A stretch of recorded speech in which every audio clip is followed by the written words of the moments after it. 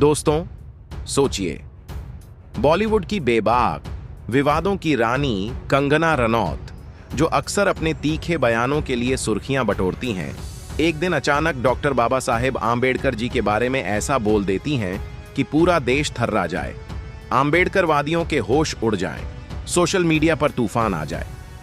दोस्तों, ऐसा क्या कहा कंगना ने? क्या यह सच में सम्मान था या कुछ और? आज की इस वीडियो में हम खोलेंगे इस अनोखे बयान का पूरा राज और साथ ही बाबा साहेब के अकल्पनीय योगदान को ऐसे एंगल से देखेंगे जिसे आपने पहले कभी नहीं सुना। अगर आप इतिहास, प्रेरणा और सच्चाई पसंद करते हैं तो ये वीडियो अंत तक जरूर देखिएगा, क्योंकि आखिर में एक ऐसा ट्विस्ट है जो आपको सोचने पर मजबूर कर देगा। लाइक का बटन अभी दबा दीजिए। तो चलिए वीडियो शुरू करते हैं। नमस्कार दोस्तों, स्वागत है आपका हमारे चैनल पर।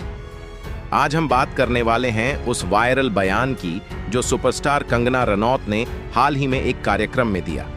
कंगना, जिन्हें हम क्वीन ऑफ कंट्रोवर्सी कहते हैं, उन्होंने डॉक्टर भीमराव आंबेडकर जी की तारीफ में ऐसा कुछ कहा कि न सिर्फ उनके फैंस बल्कि आंबेडकर भक्त भी हैरान रह गए। कंगना रनौत ने अपने बयान में कहा, डॉक्टर बाबा साहेब आंबेडकर जी ने भारत को ऐसा संविधान दिया जिसने हर नागरिक को समान अधिकार और न्याय का आधार प्रदान किया। उनका योगदान भारतीय लोकतंत्र की नींव है। दोस्तों, ये शब्द सुनकर माहौल थम सा गया। कुछ लोग तालियां बजाने लगे तो कुछ आंबेडकरवादियों के चेहरे पर हैरानी के भाव थे। आखिरकार एक अभिनेत्री जो मुख्य धारा की राजनीति और इतिहास पर खुलकर बोलती हैं, उन्होंने बाबा साहेब को भारतीय लोकतंत्र की नींव बताया। ये बयान इसलिए अनोखा था क्योंकि कंगना अक्सर ऐसे मुद्दों पर बोलती हैं जहां ज्यादातर लोग चुप रह जाते हैं, लेकिन इस बार उन्होंने जो कहा वो न सिर्फ सच्चा था बल्कि प्रेरणादायक भी। दोस्तों, अब सोचिए, एक ऐसा व्यक्ति जो जाति धर्म के बंधनों को तोड़कर देश की आजादी की लड़ाई में शामिल हुआ, जो लाखों दलितों, शोषितों और पिछड़ों की आवाज बना, उसी की तारीफ में कंगना जैसे सितारे का बयान, ये दिखाता है कि बाबा साहेब का योगदान सीमाओं से परे है। दोस्तों, बाबा साहेब डॉक्टर भीमराव आंबेडकर जी का जन्म 14 अप्रैल 1891 को मध्य प्रदेश के महू में हुआ था।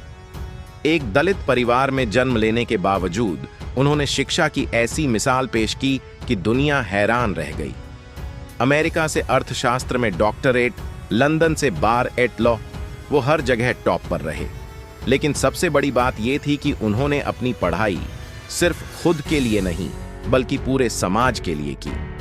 बाबा साहेब ने सिर्फ संविधान नहीं लिखा, उन्होंने भारत की आत्मा को नया रूप दिया। उन्होंने आर्टिकल 17 के जरिए अस्पृश्यता को खत्म किया। कल्पना कीजिए, हजारों साल पुरानी कुरीति जो समाज को जकड़े हुए थी, एक झटके में कानूनी तौर पर खत्म। महिलाओं को संपत्ति का अधिकार, शिक्षा का अधिकार, वोट का अधिकार। बाबा साहेब ने हर नागरिक को बराबर का दर्जा दिया।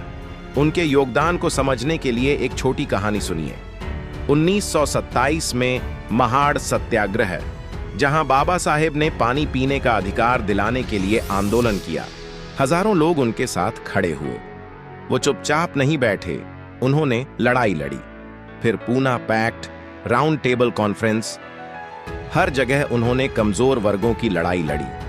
आज जब हम देखते हैं कि भारत दुनिया की सबसे बड़ी लोकतंत्र है, तो इसका श्रेय सीधे बाबा साहेब को जाता है। उन्होंने आरक्षण की व्यवस्था दी ताकि पिछड़े वर्ग भी मुख्य धारा में आ सकें। शिक्षा पर जोर दिया। उन्होंने कहा था, शिक्षित बनो, संगठित रहो, संघर्ष करो।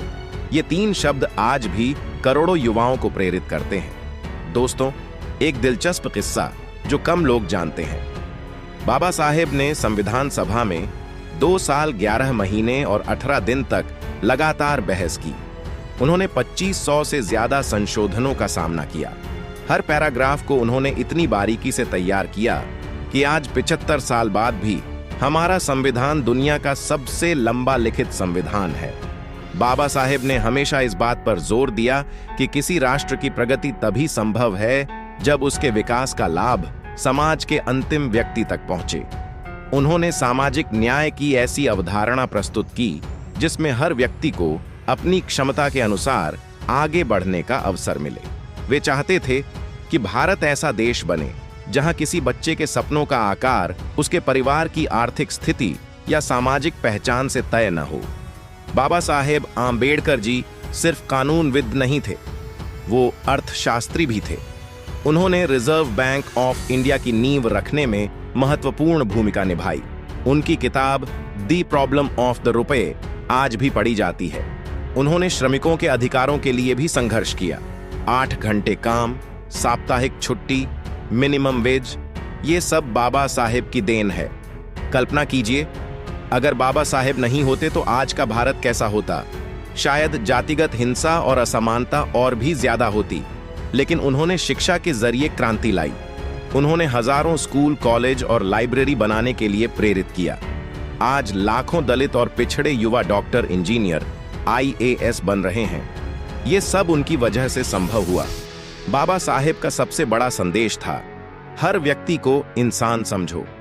उन्होंने कभी समाज को विभाजित करने की बात नहीं की, उन्होंने समाज को जोड़ने की बात की। उन्होंने नफरत की जगह संवाद, भेदभाव की जगह समानता और अन्याय की जगह न्याय को चुना। यही कारण है कि उनके विचार समय के साथ और अधिक प्रासंगिक होते जा रहे हैं। आज भारत विश्व का सबसे बड़ा लोकतंत्र है।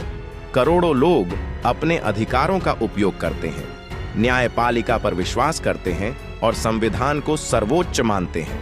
यह सब उस मजबूत व्यवस्था का परिणाम है जिसकी नींव बाबा साहेब ने रखी थी। उन्होंने आने वाली पीढ़ियों के लिए ऐसा मार्ग तैयार किया जिस पर चलकर भारत निरंतर प्रगति कर रहा है।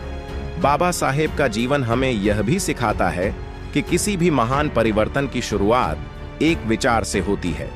उन्होंने कभी परिस्थितियों के सामने हार नहीं मानी। उन्होंने ज्ञान को शक्ति बनाया, संघर्ष को साधन बनाया और मानवता को अपना लक्ष्य बनाया।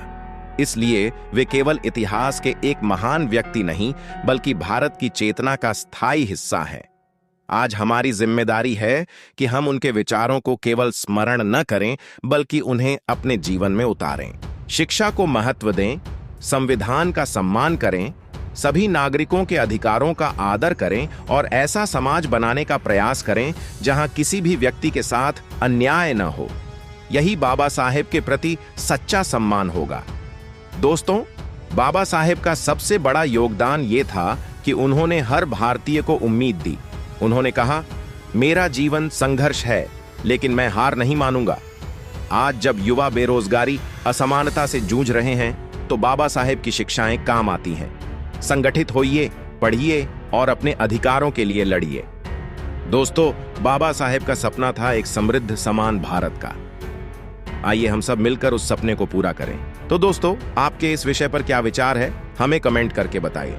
और अगर वीडियो पसंद आया हो तो वीडियो को लाइक करके चैनल को सब्सक्राइब जरूर करें और बेल आइकॉन प्रेस करें। मिलते हैं किसी और वीडियो में। जय भीम, जय भारत, धन्यवाद।